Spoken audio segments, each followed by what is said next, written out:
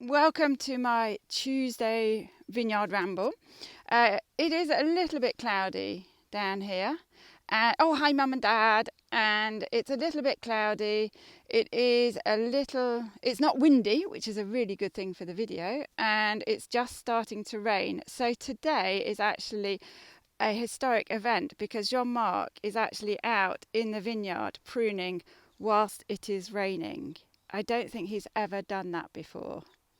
So we will catch up with Jean-Marc in a minute, and we are going to be looking at pruning and the gobelet form of pruning, following on from our little masterclass that we had with Jean-Marc last week on the Cordon de Roya. So I'm standing in the Macabre vineyard. So the Macabre vineyard, this is where Roger has been pruning. So you can see he's getting on really nicely with the pruning. I think he's almost finished now. All these lovely little old vines. Yeah, exactly. Jean-Marc is pruning in the rain with electric cutters, secateurs. What could possibly go wrong? And so just to locate ourselves, we're just behind our house. So this is the Toche mountain up here. It rises to 900 metres. A lovely limestone massif. Coming round behind this lovely hill with some garrigue on it is the village of Tuchon. 900 inhabitants live in Tuchon. And we're between Narbonne and Perpignan. You can just see the sun vaguely over there, so that's over the Mediterranean. And we've got Le Cat, La Palme, the village of Fitou, and Portel-les-Corbières in this direction. And the Château d'Aguila, really difficult to make out this morning. And panning round, we've got some lovely old vines, and then this is Narbonne, so this is over into the Narbonne direction, just and panning around, no wind, it's lovely. And here behind here is Carcassonne. So Carcassonne, about an hour and a quarter. So perhaps we should also a really big welcome to Paul. I've just seen that he's joined on the live chat, and Paul is going to be with us in the second half of our programme this morning, where we're going to be doing a Guess the Wine with Paul. So real wines, that's also a big wave to real wines. Get your wine glasses out, and we're going to have just a competition with Paul after this live. Where he's going to be describing a mystery wine, and the first person to guess the mystery wine is going to win a Domaine Jones t-shirt. So great to see you, Paul. And that's real wines. So all a big hello to Paul, master of wine from Switzerland. Right, I think we better catch up with Jean-Marc. So off we go. So pruning. One thing I didn't mention last time is how do you actually say pruning in French? Well, it's a funny word. It's actually called la taille. La taille, that's Taille, la taille. So little help with pronunciation. La taille, you can just say it as like la and then a tie, like a tie that you wear with a shirt. So la taille. People would understand you. But if you want the real French accent from down here, you do the same. So la taille, and then you just put ye on the end. So la taille, la taille. So here we are, off to see Jean-Marc doing la taille. And just a bit of meaning of the word la taille. You may know the word. It means to give shape to. So to tailler is to give shape to something, hence pruning, giving shape to the vine. Hence, for example, sharpening a pencil, tailler un crayon, is to sharpen a pencil, because you're giving shape to that. A tailleur is actually a woman's suit, and that is actually giving shape to material. So tailler un costume is to make a suit. So, and a tailleur is a woman's suit. So la taille, it does mean something completely different, but I'm not going into that at the moment. So here we are. Oh, here's the tea towel. And just to locate ourselves, for those of you who've got your tea towel at the ready, we are in the Colombier vineyard here. There we go. We're actually in Colombier. So la taille. Bonjour. Hello. Hi, Jean-Marc. How are you? Very well, thank you. Oh, it's really good to see you. It's been a long time. That's a very nice hat you've got on. Yes. This is a special hat that my mum gave Jean-Marc. It's really useful for early mornings. C'est pour travailler en cave. Ça éclaire dans les cuves. It's an amazing little hat my mum gave Jean-Marc for Christmas last year, and it's brilliant for working. I don't know, with the light in the vat. So when he's vat, and it will actually flash on and off as well. Oh, yeah, here we go, Jean-Marc with a beacon. Okay. Je peux réappuyer Encore? encore. Ouais, ça marchait pas. Encore. Encore. There we go. Jean-Marc with a beacon on his head. Okay. Excellent. Okay. La taille. Ouais. La taille. La taille. Donc j'ai expliqué ce que ça voulait dire, comment on le dit en français, la taille.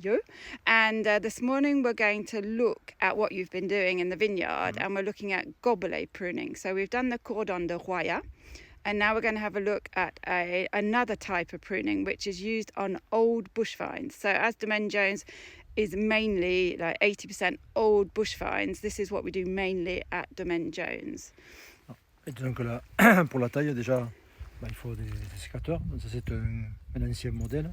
So this is an old model of secateurs. Pour bien tailler, en fait, il faut que déjà le sécateur soit en bon état. Yeah, so it has to be in good condition.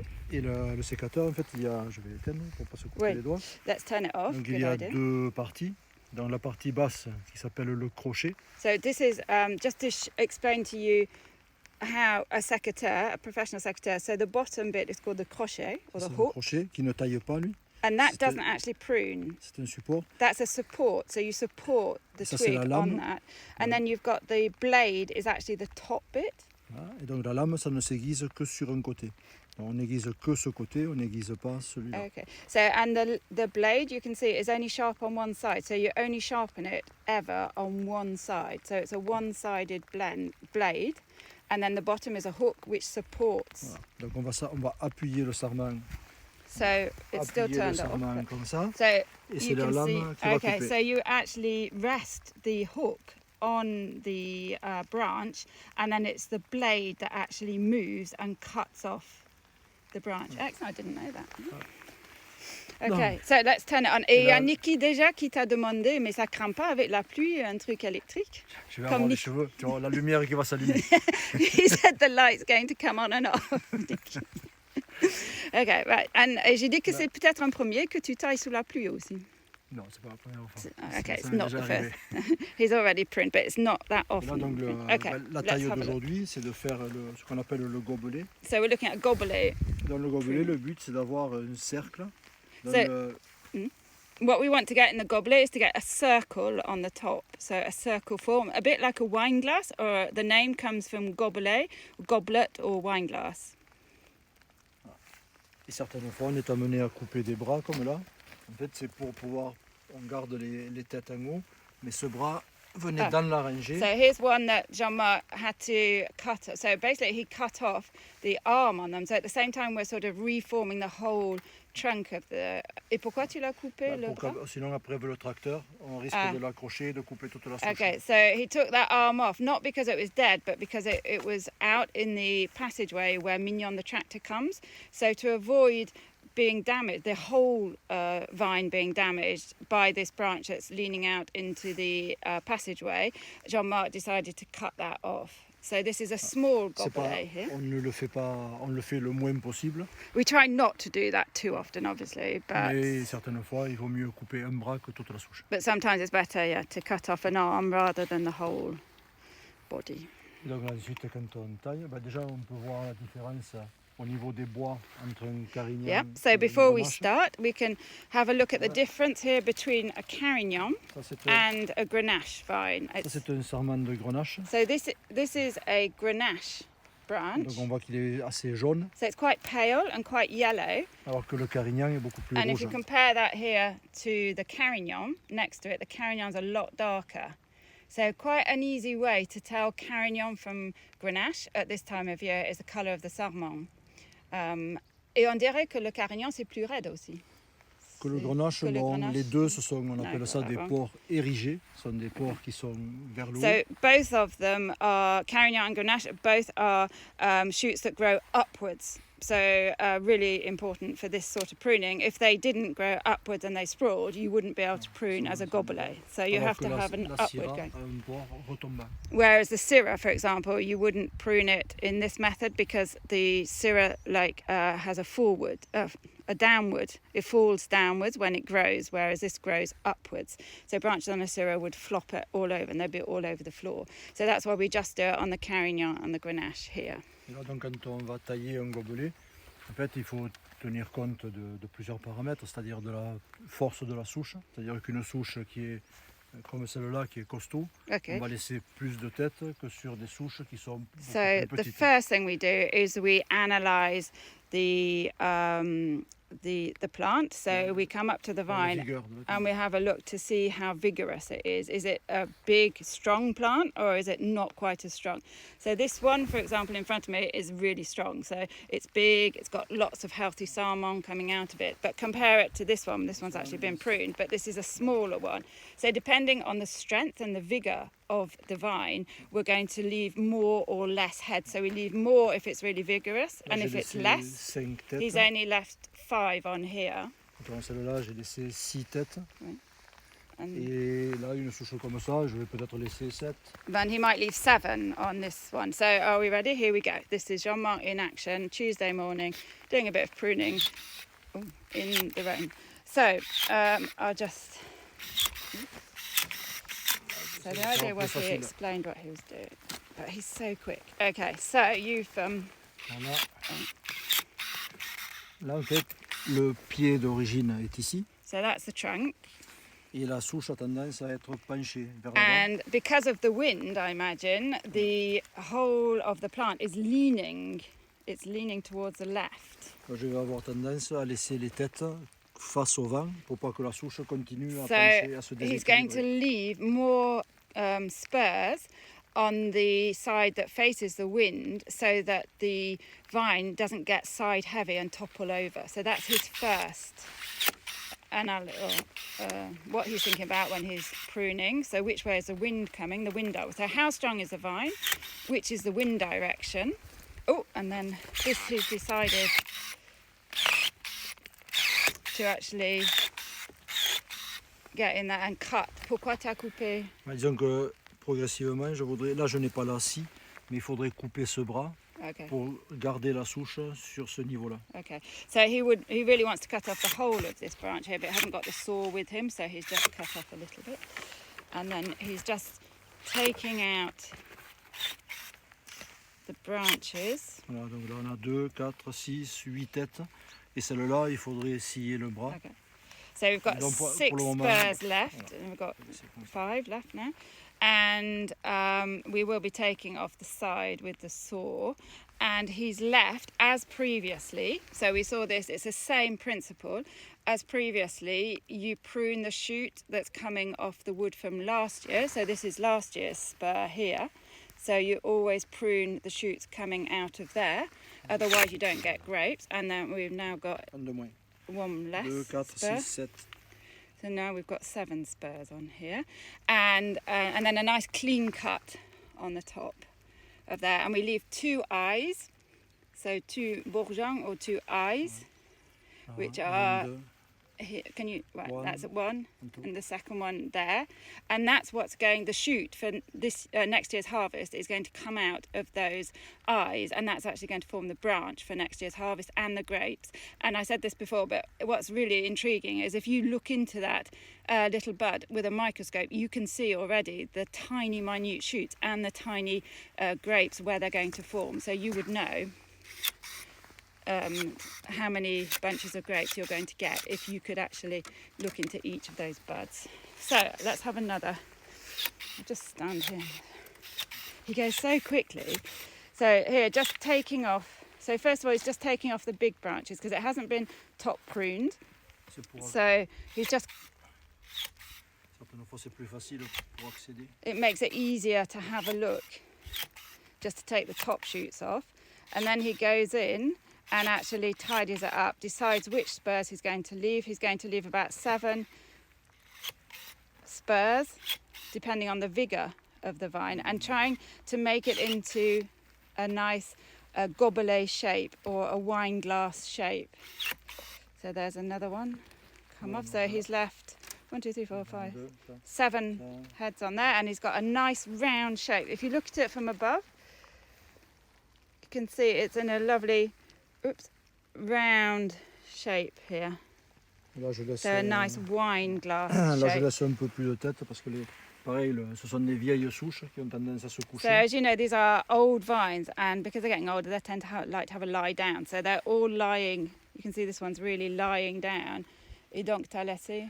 Là, je laisse des têtes pour pouvoir former la souche sur un autre endroit, pour qu'on puisse ensuite pouvoir les travailler. And so he's left quite a few heads so that he can actually train the vine a bit towards the wind. So left, he wants more weight on the left-hand side again to stop that completely falling Si over. on ne redresse pas certaines souches, ensuite on ne peut pas travailler avec les tracteurs, donc on casse les souches. So if we don't sort of try and help them to stand up a little bit and form the gobelet shape elsewhere on the other side, on one side or the other, then they get in the way of the tractor, and then that's not very pleasant for them because they'll get hit repeatedly by Mignon the tractor. Excellent. Perhaps we can just see you do one more. Yeah, we can. So let's have a look at that. So just to pré-taille en fait. So here he's just pre-pruning, taking the top shoots off. He's obviously analysed the shoot. It knows it's big, it's strong. C'est plus facile pour voir quand on taille. And then it's cleared this. Then here we go. So leaving one head there on the outside, right on the outside. You want the spurs left on the outside of the vine so that the grapes actually hang round the top of their sort of wine glass shape in a circle, and they're hanging on the outside so that they're not all squashed up in the middle. If they're all squashed up in the middle, then they're prone to rot and they don't ripen correctly because they're squashed together. The idea is to have a couple of bunches hanging around the outside of the vine. So there we see. And if we look at it on the top, you can see that it's a nice circular shape, like a round wine glass rim. On peut voir juste un autre. On peut voir un autre. So let's see another one. And we've got, it's very, you can tell the soil type here today. It's actually raining and it's really sticking to my boots. Oh, he's off. Right. So just top pruning. No, he's gone right in for the cutting back the spurs. So leaving 2 spurs on the wood from last year and then 2 eyes per spur. And it's those eyes that are going to develop next year's branches and the grapes. Don't like to get too close. So as we said last time, he would prune about 500 vines. Tu tailleras 500 pieds ici, comme tu avais dit pour le cordon de Roya, ou c'est un peu plus compliqué? Non, là ici, en fait, ce sont des vignes qui ont été Brilliant. Great minds ébourgeonnées. think alike. C'est des vignes qui ont été ébourgeonnées. Donc il n'y a pas beaucoup de sarments sur le tronc. Donc ça, c'est des souches où on va un peu plus vite. Là, on peut faire So he actually said, quelqu'un a posé la question, William l'a demandé. In actual fact, this is quicker, the pruning method here, because of the work we've done previously. So we actually thin out the shoots. So it means we don't have any shoots coming up from the old wood. You see, all the shoots we've got are actually coming out of last year's wood. So we don't have any shoots from the old wood, so we don't have to take those out first, which means that you can actually go quicker because you're not thinking which shoot shall I take out or not. So it's actually quicker to prune these old vines in the gobelet method when it's been thinned out. If we thinned out the shoots, c'est au printemps comme ébourgeon pour les. Ouais. So when we thin out the shoots in the spring, then it means that the work is easier now in the winter when we're pruning.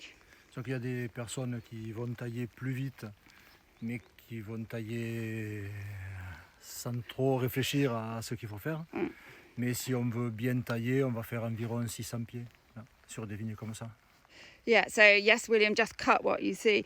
And Jean-Marc's saying, you know, there's the old school of pruning where you take your time, even though Jean-Marc does it really quickly, but you take your time, you think about what you're doing. There are people who can prune more in a day, but for us, it's not really a race. It's like, do it, take your time to think about what you're doing, not as much time as I take when I'm trying to do it, but take time, think about what you're doing and do a really good pruning Jean-Marc is very particular about the pruning, so he trains all of the people that work with us. He is regularly just going out, checking what they're doing, and they have a training session as well to make sure that they're pruning the way we want them to prune. Roger, obviously the expert on pruning, and he prunes. He always says, I have to prune it as Jean-Marc likes it, because he's going to come out and see what I'm doing. So yes, for that. If there's any questions, yes, I totally agree with you. Slow wines escape. She says she's pruning, or he is pruning a vine, and it takes her a little bit longer. Donc il y a quelqu'un qui dit que elle a des vignes, elle taille, mais ça lui prend un peu plus de temps que toi. J'ai dit, moi aussi. J'ai quelques souches au compteur. Yeah, so a little bit of experience with Jean-Marc, but for me, for example, it would be, it does take longer. For example, just to finish with, if we just look at this, on prend une souche facile, celui-là, et je vais te dire ce que je pense qu'il faut faire. Et puis, so I'm just going to, let's have a look at this one. Looks nice. So this is a Carignan vine already, and le gobelet bien formé, and a lovely gobelet shape. So nice round top to it. And I'm just going to say to Jean-Marc what I would do. So I'd say, yes, it looks like a good vigorous plant. Donc il y a de la force. So I would go in and I would, would a top prune. Donc est-ce que tu peux pré-tailler déjà? So he's going to top prune.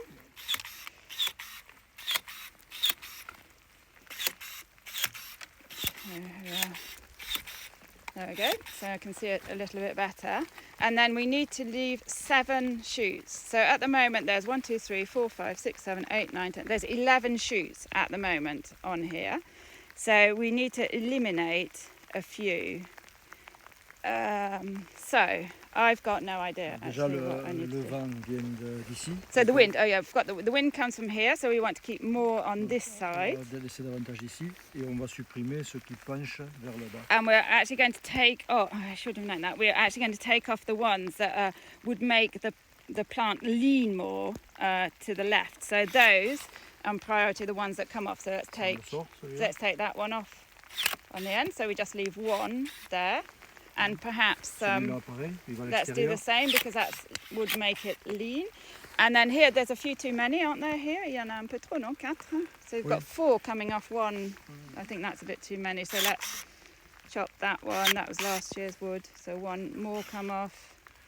Là, c'est un peu serré, mais... So a little bit squashed together. Yeah, it just seems like it's all a bit bunched together. It needs aerating. So get that one off. And we're just going to leave 2 there. So 1, 2, 3, 4, 5, 6, 7, 8. 1 more. So let's take the middle one out, shall we? Celui du milieu, on en sort? Oui, Got it right. Excellent. No pressure, Katie. I know. I'm just brilliant. So there we go. Là, c'est un peu serré, Oh mais no, le but, not finished yet. So this is. It's a bit squashed together on this one because we've got 3. Après, certaines fois, on n'a pas trop le choix. And so, but sometimes you can't do it ideally. You have to just go with what you've got, because they're all different. Just look at Jean-Marc's shoes. Quand tu tailles, l'idéal, c'est de tailler sur le bourgeon comme ça. So the ideal place to cut a shoot as well is just below. Oh, hold on. Hold on. So just show you that this. Tu peux le refaire, mais coupe pas le temps que je monte. Oui, là. Okay, so this is the ideal place to cut a shoot. So we're not talking. No. Okay. Can you just hold it and not cut? Okay. Here we go. So this is the ideal place to cut là, the il y shoot. a l'œil. So, ça, c'est l'entrecœur. So you've got the eye, you've got the middle bit. Et le but, c'est and de then another eye. couper au milieu du nœud. So the best place to cut is in the middle of the knot, just below the eye. I can? Yeah, go. You can do it.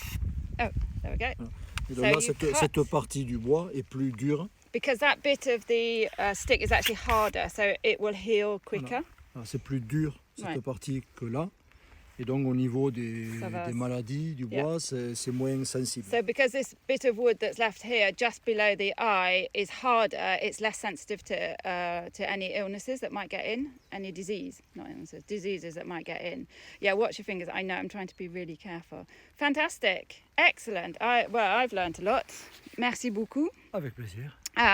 Et what I'm going to do, je te laisse tailler ou tu vas... It's actually raining, so... Not too much. Yeah, No, not too much. Yeah, tu vas continuer un peu, ok. I'll just go back up here, just to sign off, to say thanks very much. Oh, I did have one more question. Il y a une question. Pardon. Est-ce que tu laisses 7 coursants pour la qualité? Non, c'est... Le nombre de coursons, ça dépend beaucoup de la vigueur. Si on prend les règles, on va dire c'est 6 coursons, on doit tailler normal. Si on prend la règle de l'appellation. So if you prune following the appellation rules, which we're meant to, you would leave 6 het spurs. Par contre, sur des souches comme là qui sont assez fortes, but on the vigorous vines, c'est mieux à mon avis de diminuer la vigueur de chaque Jean-Marc thinks it's tête. better to lessen the vigor of each spur by leaving one more. Voilà. Parce que si on laisse peu de têtes, Ouais. il va y avoir des sarments qui seront plus gros, des raisins qui vont être plus gros. So if you leave less spurs, so if you only leave 3, you're going to get thicker branches. So less branches, but thicker branches, bigger bunches, and quality-wise, those bunches won't be as good as if you had 6 or 7 shoots with smaller bunches on. Déjà, le vent ici risque de casser. And as well, the wind will probably get rid of some of them anyway. We'll lose some because of the wind. So that's why, as a security... Ooh, can you hear that noise? That's the pompier in Touchon. There's some... Et donc pour moi, sur des vignes qui sont vigoureuses, c'est mieux de laisser un peu plus de têtes. Donc au lieu de 6, passer à 7 ou 8 pour diminuer la vigueur de chaque sarment. Okay, so the idea we leave 6 or 7, so we lessen the vigor of the branches that are there and the grapes. So smaller bunches, more concentrated. Voilà. La production n'est pas plus importante, mais par contre les raisins sont mieux So équilibrés. it's not a higher yield or a lower yield, but the bunches are better balanced, and so the wine will be better balanced when it comes out. When we make it, not when it comes out, when we make it. Ensuite, il y a Excellent. des souches où on va laisser And we might leave 4, 5 4, têtes. so it's anything between 3, depending on it, 3 up to about 7, perhaps 8 sometimes. And then one final question. Ah oui, c'est quoi le maximum que tu laisseras sur vraiment une souche? 8 têtes. 8. So Kate, thanks for that question. We'd leave about 8 would be the maximum on a vine, on a vigorous vine. 8 maximum. Fantastic. Bon, je te laisse tailler. Je vais parler un peu avec les randonneurs. So thanks very much to Jean-Marc. And I just grabbed my tea towel as I walk back to pick up my tea towel, just to say, so I'm going to sign off in a minute. And then I'm coming back on for the Guess the Wine competition with Paul MW from Switzerland. So I'm going to sign off in a couple of minutes and go back to my office and come back on again. So you will need to rejoin the next live when it comes up if you want to have a go at guessing the wine that Paul is going to be tasting in a minute.